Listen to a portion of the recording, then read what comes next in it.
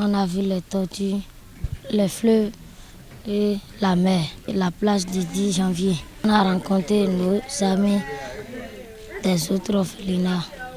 J'ai mangé, on nous a amusés.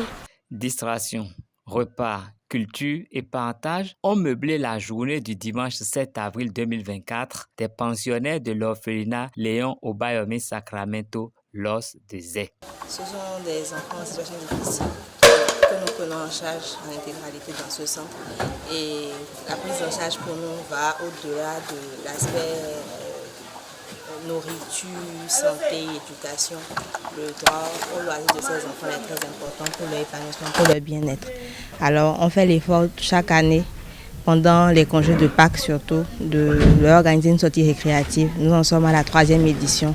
Et c'est donc dans ce cadre que cette année on a choisi d'aller à Grand Popo pour leur faire visiter cette ville-là. Ces âmes innocentes ont découvert, entre autres, l'univers des pensionnaires de l'orphelinat Meilleur Cœur Solidaire de Grand Popo. Moi, je suis professeur de lettres de formation. J'ai servi plus de 12 ans à Ouida. J'étais en même temps guide touristique là-bas. Dans le guidage touristique, il arrivait que les voyageurs que j'accueillais, j'étais obligé de les orienter dans les services humanitaires, dans des orphelinats, dans des pouponnières.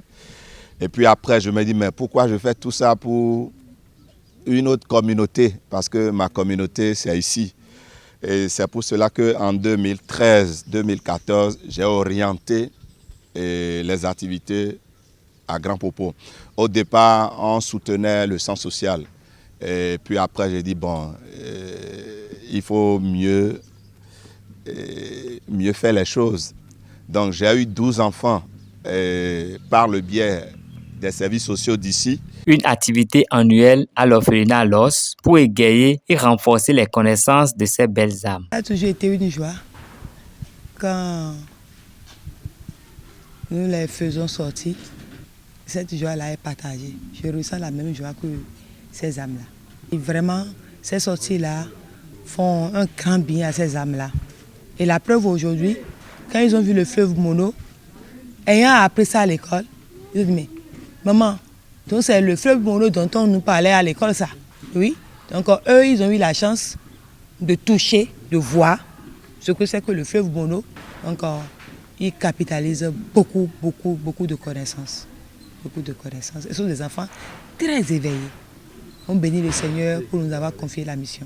Ces belles âmes ont hâte de vivre une nouvelle aventure après la découverte de Ouida, Canal Olympia, Togben et Grand Popo.